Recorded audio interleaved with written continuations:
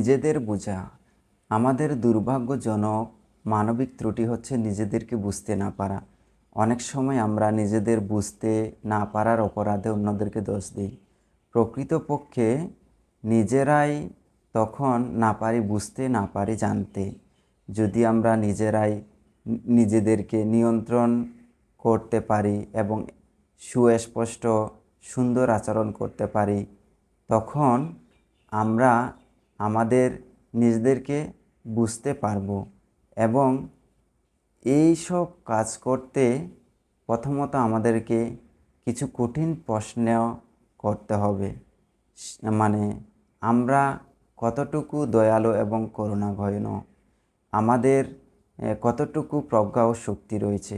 যদি আমরা নিজেদেরকে বুঝতে পারি, তাহলে আমরা জাগরণ থেকে বেশি দূরে নই।